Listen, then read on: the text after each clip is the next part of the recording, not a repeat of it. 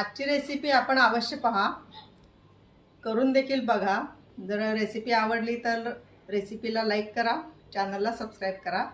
चला बनवूया रेसिपी। करंजीसाठी आपण आता पीठ मळत आहोत। त्यासाठी मी 4 वाट्या मैदा घेतलेला आहे, चाळून घेतलेला आहे।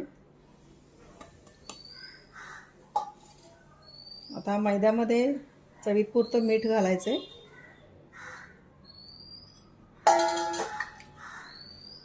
आणि या कणकीमध्ये देखील थोडीशी साखर घालायची आहे। ही पहा, मी एकदम थोडी साखर घेतलेली आहे बारीक करून मिक्सरमध्ये, कारण वरच्या कवर पण थोडंसं गोड असेल तर अजून टेस्टी लागतात करंज्या। तर ही साखर आपण घालणार आहोत, यामध्ये थोडीशी घालायची। त्याचबरोबर आपण सारणमध्ये वेलची पूड घालणार आहोत, परंतु या कणकीमध्ये देखील आपण थोडीशी वेलची पूड घालायची आहे। आपण यामध्ये तेल घालणार आहोत। तेल कच्चंच तेल मी घालणार आहे, कारण माझी करंजीची पद्धत वेगळी आहे। आपण यामध्ये रवा घातलेला नाही आहे, फक्त मैद्याच्या करंज्या करणार आहोत आणि त्यासाठी मी तेल घेते। तेल किती लागणार सांगत नाही, कारण अशी मूठ वळेपर्यंत आपण तेल घालणार आहोत। तर आपण थोडं थोडं तेल घालूया। नेहमीप्रमाणेच मैद्याला पूर्ण ते तेल चोळून घ्यायचं आहे।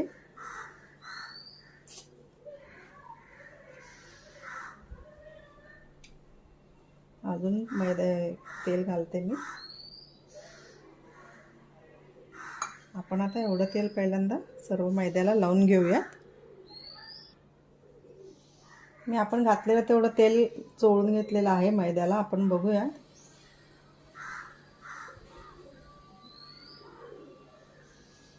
हे पहा, अजून मळावं तेवढं होत नाही आहे, मूठ वळत नाही आहे। थोडंसं टाकूया आपण अजून तेल। मला वाटते 6 चमचे तरी लागेल तेल। आपण पहिल्यांदा अंदाजे 4 चमचे घातलं होतं, आता हे 2 चमचे अजून घातलेत, एवढं बस होईल। बघूयात। मैद्याला सर्व तेल चोळून झालेलं आहे। बघूया आपण, बस होतंय असं वाटतंय मला।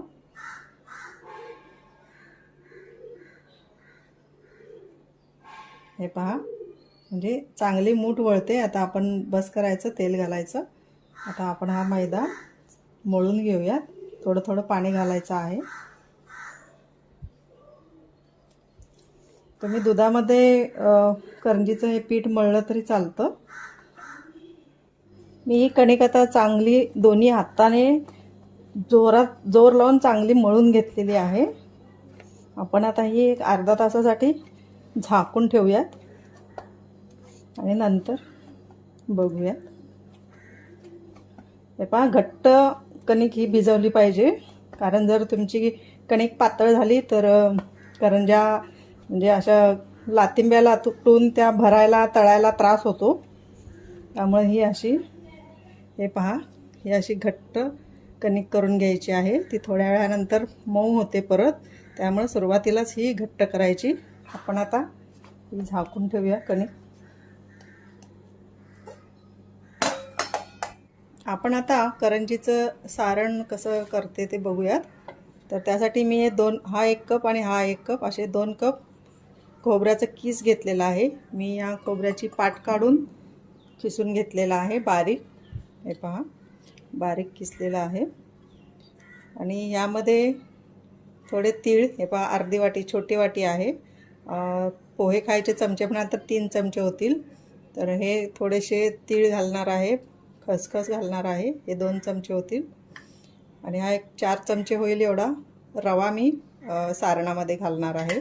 नंतर वेलची पूड व ड्रायफ्रूट्स तर आहेतच। तर हे आपण आता सर्व भाजून घेणार आहोत। जास्त कसं आहे, करंजी आपण बंद करतो आणि सारण आपलं करंजीच्या आतमध्ये राहतं, त्यामुळे त्याला हवा लागत नाही। आणि जर तुम्ही असंच खोबरं घातलं ना तर खवट असा सारणाला वास येतो करंजी खाताना। तर तसं होऊ नये म्हणून ही एक महत्त्वाची टिप्स आहे नवीन करंज्या करणाऱ्यांसाठी, की तेवढ्यासाठी आपण हे खोबरं थोडंसं म्हणजे तेल न घालता असंच कढईमध्ये गरम करूनच त्याचं सारण बनवायचं आहे. चला मग आपण खोबरं आणि तीळ खसखस वगैरे भाजून घेऊयात. आपण पहिल्यांदा खसखस भाजून घेऊयात. तुम्ही खसखस ही तुपामध्ये भाजली तरी चालेल, पण मी ड्राय भाजून घेते, कारण मिक्सरमध्ये बारीक करताना देखील याचं तेल सुटतं खसखसचं तिळाचं वगैरे, त्यामुळे मी ड्राय भाजून घेणार आहे.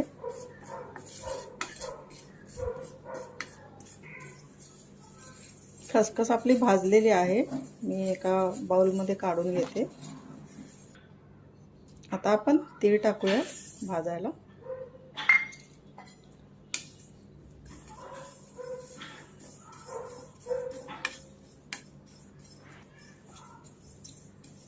तीळ देखील आपले भाजलेले आहेत. पहा, चटचट आवाज येतो आहे.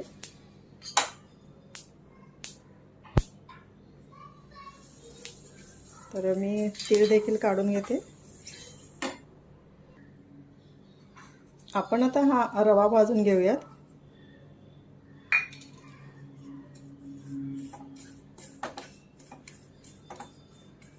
रवा भाजताना आपण एक अगदी अर्धा चमचा तूप घालणार आहोत.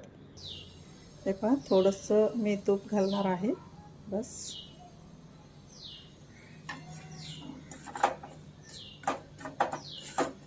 भाजून घेऊया चांगला रवा.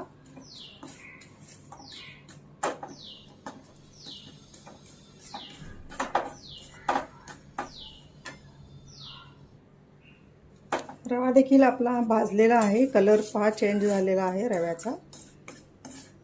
पण मी हा रवा काढून घेते एका प्लेटमध्ये. आपण आता कढईमध्ये हे किसलेलं खोबरं भाजायला घालून घेऊया.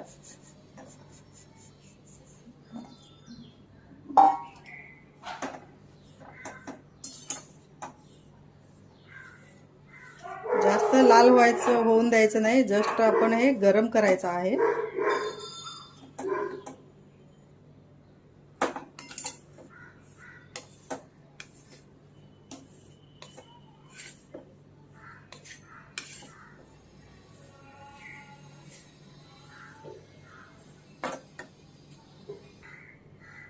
आपलं खोबरं छान गरम झालेलं आहे. पहा, सोनेरी कलर येतो आहे. तर आपण गॅस बंद करूया. आता आपलं सर्व पदार्थ म्हणजे तीळ खसखस वगैरे पण भाजून झालेला आहे. तर आता आपण गॅस बंद केलेला आहे. अशा प्रकारे एवढंच भाजायचं आहे खोबरं, जास्त भाजायचं नाही. आणि मी आता हे परातीमध्ये थंड होण्यासाठी काढून ठेवणार आहे. परातीमध्ये खोबरं आता थंड होण्यासाठी काढूयात.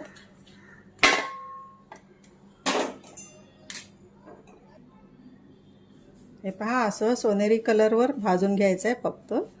आणि आता आपण मी हे जे खसखस आणि तीळ गरम केले होते ते मी एकत्र काढलेत, कारण मी आता हे एकत्र मिक्सरला बारीक करून घेणार आहे.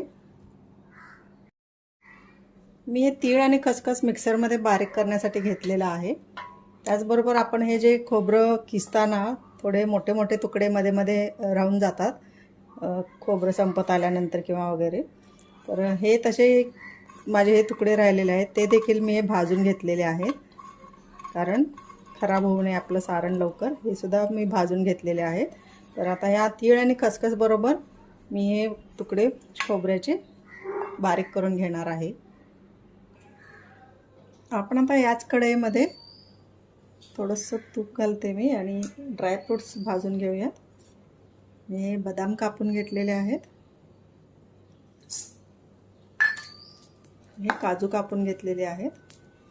फक्त गरम करायचं आहे आपण.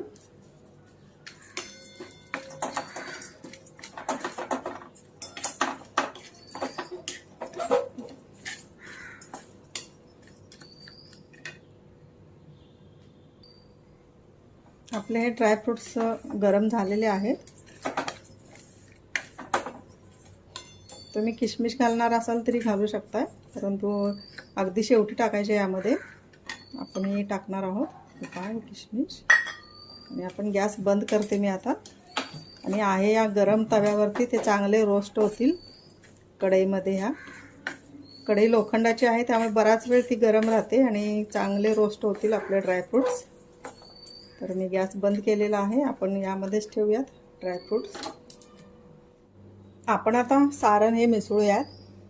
त्यामध्ये साखर, वेलची पूड, हे सर्व जे साहित्य आपण भाजून घेतलेलं आहे, रवा, ड्रायफ्रूट्स वगैरे, ते सगळं आपण यामध्ये टाकून घेऊयात. तर हा खीस आपण 2 कप घेतला होता. तर त्यासाठी मी हा 1 कप साखर घेतलेली आहे. आपण टेस्ट करूनच नंतर ज्या कमी पडले तर घालणार आहोत. एवढी तरी लागणारच आहे 1 कप. तर आपण आता यामध्ये पहिल्यांदा रवा घालूया. हा 4 चमचे असेल. त्यानंतर हे ड्रायफ्रूट्स छान रोस्ट झालेत गरम कढईमध्ये. आणि आपण तीळ आणि खसखस बारीक करून घेतली होती. त्यामध्ये थोडंसं मोठं मोठं राहिलेलं खोबरं पण घातलं होतं. तर हे बारीक केलेले तीळ खसखस, मस्त वास येतो तीळ खसखसचा. आणि ही आहे वेलची पूड. पोहे खायचा चमचा अर्धा चमचा असेल. तर ही आहे वेलची पूड. तर आता ही साखर घालूयात. आता हे आपण मस्त सगळं मिक्स करून घेऊया. साखरेच्या ऐवजी तुम्ही गूळ घातला तरी चालतो, कारण गुळाच्या देखील करंज्या छान होतात. जुन्या लोकांना साखरेपेक्षा गुळाचीच करंजी आवडेल.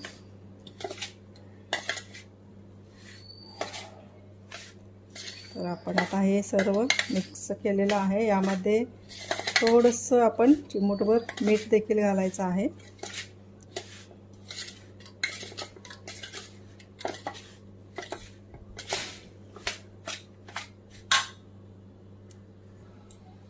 आपण अगदी थोडंसं यामध्ये मीठ घालूया. बघा 2 चिमूट.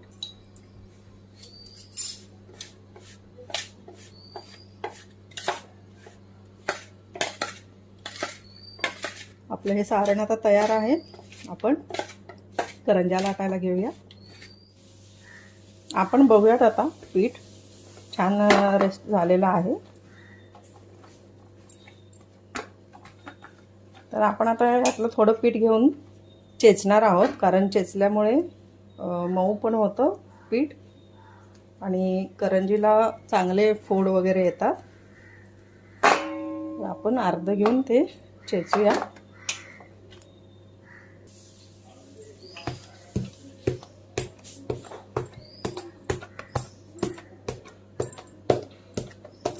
आपण या साठ्याच्या करंज्या करणार आहोत. त्यासाठी आपल्याला साठा बनवायचा आहे.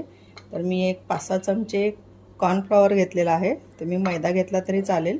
आणि यामध्ये थोडं पातळ होईपर्यंत मी तूप घालणार आहे. तुपाच्या ऐवजी तुम्ही तेलही घालू शकता किंवा वनस्पती तूपही घालू शकता.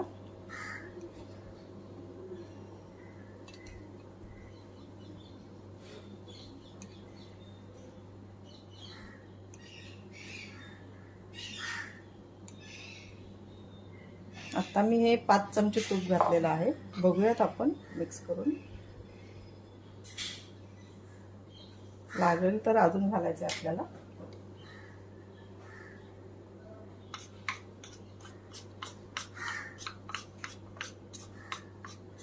चांगलं फेटून घ्यायचं आहे.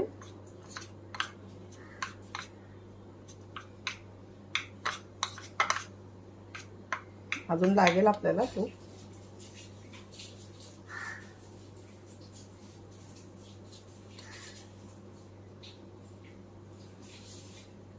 तुम्ही अर्ध तूप अर्ध तेल घातलं तरी चालेल, काही प्रॉब्लेम नाही.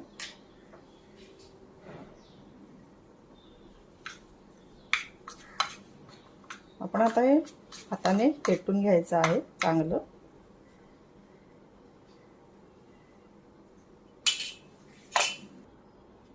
हे पहा, असं सर्व एकत्र फेटून घ्यायचं चांगलं. मी आणखीन 1 चमचा घातलेला आहे यामध्ये तूप. असं चांगलं बोटाने फेटून घ्यायचं आणि चपातीला लावण्या इतपत पातळ करायचं. जास्त पण पातळ नाही आणि घट्ट पण नाही करायचं. आपण साठ्याच्या करंज्या करतो तर त्यासाठी एकावर एक चपात्या ठेवायला लागतात आणि त्या 2 चपात्यांच्या मध्ये आपण हा साठा लावणार आहे. तर हा साठा आपला आता तयार आहे. आपण करंजी करायला घेऊयात. आपण आता या पिठाचे चपाती एवढे गोळे करूयात, कारण आपल्याला पातळ चपात्याच लाटायच्या ह्याच्या.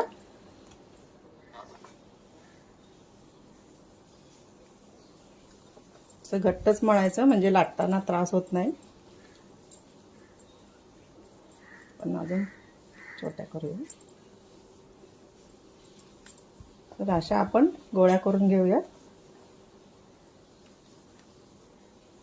आपण हे चपाती एवढे एकसारखे 5 गोळे तेवढ्या कणकेमध्ये झालेले आहे.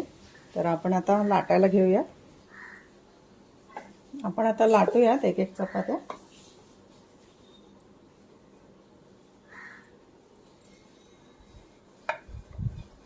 हा मैदा असल्या कारणाने आपण जशी ती चपाती लाटू तशी ती आकसत जाते, छोटी होते. त्यामुळे मोठी लाटायची आणि पातळ लाटायची चपाती.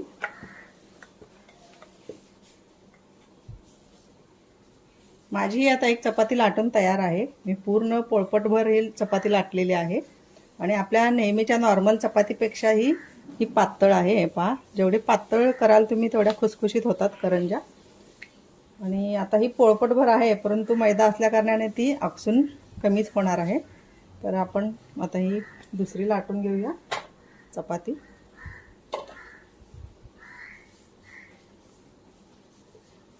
अशा प्रकारे आपण सर्व चपात्या लाटून घेऊया.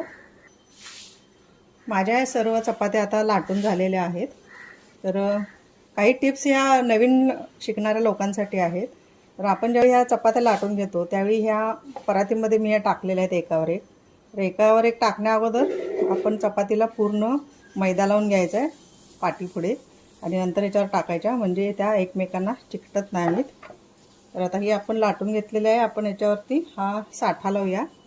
साठ्याचं प्रमाण कसं, एका चपातीला कमीत कमी 1 चमचा तरी लागतो. पण तरीसुद्धा डिपेंड राहतं की तुम्ही चपाती किती मोठी लाटताय आणि साठा किती लावताय. मी जे सांगते पातळ लेअर लावायचा, त्यासाठी नॉर्मल चपातीसाठी 1 चमचा लागतो. आता आपण ही मोठी लाटलेली आहे, जास्तही लागू शकतो. तर आपण हा आता सगळा स्प्रेड करायचा आहे, एकदम पातळ लेअर द्यायचं आहे.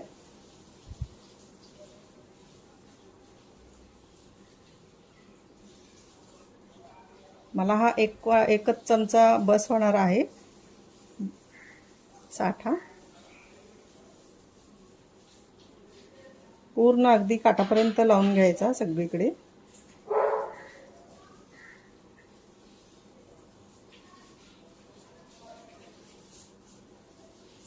चांगला ग्रीस झालेला आहे आता सगळीकडे. आपण याच्यावरती आता दुसरी चपाती ठेवायची आहे.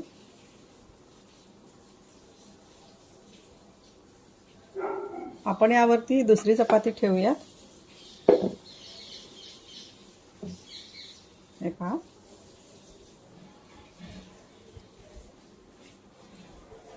हे पहा किती कमी झालेली आहे. ही आपली पोळपाटावरची चपाती आहे तेवढीच आहे, कारण मी ती उचलली नाही.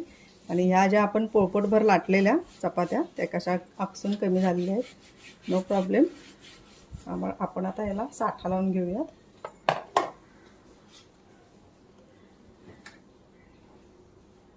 जे नवीन आहेत त्यांना असा प्रश्न पडला असेल की इतक्या चपात्या आवश्यक आहेत का, 5-5 चपात्या. तर असं काही नाही आहे, कारण तुम्ही जितक्या चपात्या जास्त ठेवाल एकमेकावर तेवढे लेअर, तेवढ्या पापुद्रे जास्त येतात. तुम्हाला 3 चपात्या पण तुम्ही ठेवू शकता, 4 चपात्या ठेवू शकता. 2च्या अगदीच खूप कमी लेअर होतील, पण होऊ शकतं, होत नाही असं काही नाही. तर आपण अशा प्रकारे सर्व चपात्या एकमेकावर ठेवून घेऊयात. आपला आता 5 चपात्यांना साठा लावून झालेला आहे. हे पहा, आपण आता याचा रोल करूयात. रोल करताना एकदम घट्ट रोल करायचा आहे. तुम्ही थोडं पण लूज केला तर आतमध्ये हवा शिरते आणि मग असा एकदम मिळमिळीत होतो रोल. तर असा घट्ट रोल करून घ्यायचा आहे. हे पहा असा. आणि एकदा सुरू केलं की थांबायचं नाही, थोडं थोडं असं. म्हणजे जागा शिल्लक राहत नाही 2 चपात्यांमध्ये अशी. असा रोल करायचा आहे.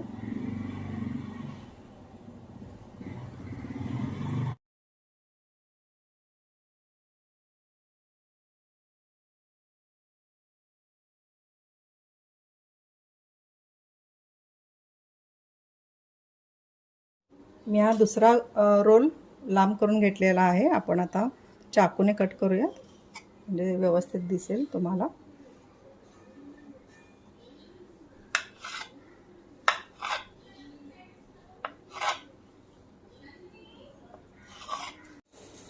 हे पहा, आपण आता क्लोजअपमध्ये बघूयात ही कशी लाटायची करंजी. तर हा गोळा आपण कापून घेतलेला आहे. थोडा असा गोल करून घेते, चाकूने कापल्यामुळे लंब गोलाकार झालेला आहे. तर हा गोळा असा प्रेस करायचा आहे या पद्धतीमध्ये. हे पहा असा, आणि ही लाटायची आहे करंजी.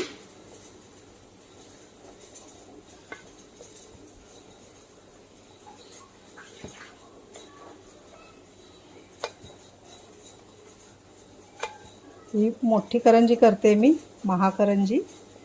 तुम्हाला खास दाखवण्यासाठी, म्हणजे छोट्यामध्ये एवढं व्यवस्थित समजत नाही. तर काही मोठ्यामध्ये मी हे लाटलेले आहे. तर आपण आता यामध्ये सारण भरूया.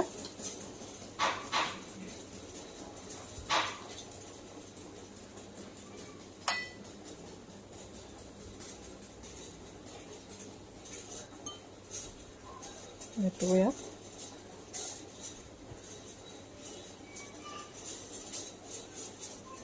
असं चांगलं दाबायचं आहे आणि आपण ही कट करणार आहोत करंजी. पण कट करूयात काट. हे पहा, आपली करंजी आता तयार आहे. मस्त झालेली आहे. अशा प्रकारे आपण आता सर्व करंज्या लाटून घेऊया. आणि अजून एक टीप, तर आपण हे करंजी कट करून, नॉर्मल करंजी केल्या तरी आपण हे कट करून जे निघतं ना आपली कट केलेला, तर हे आपण परत पिठामध्ये मिसळतो आणि परत गोळे करतो. तर तसंही करा, परंतु एक नवीन हे सांगते तुम्हाला की हे असेच साठवायचे एका प्लेटमध्ये. प्लेट भरली की ते तळून काढायचं. खूप कुरकुरीत लागतं, खारीसारखं. मुलं देखील आवडीनं खातील आणि आपल्याला देखील टी टाईमला खूप छान लागतं. तर हा असं एकत्र साठवा आणि तळा.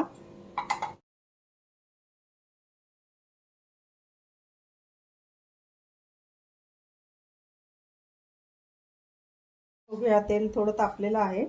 त्याचे करंजीचे कडेने काट कापले होते ते असे एकत्र करायचे एका प्लेटमध्ये. कसेही टाकले तरी चालतात, ते तेलामध्ये सुटतात. तर आपण आता हे बघूया, तेल तापले काय बघायचंच आहे आपल्याला.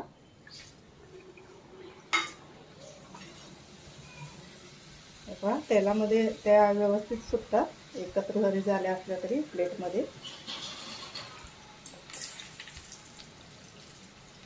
खूप कुरकुरीत होतात.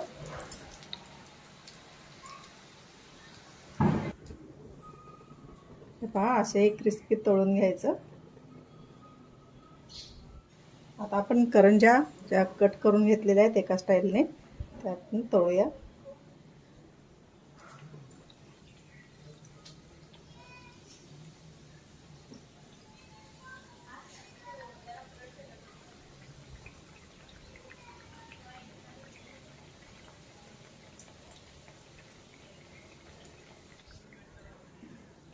हे पहा, आपल्या आता करंज्या तळून झालेल्या आहेत. कसे लेअर सुटलेले आहेत पहा. थोड्या क्रिस्पी तळलेल्या आहेत मी.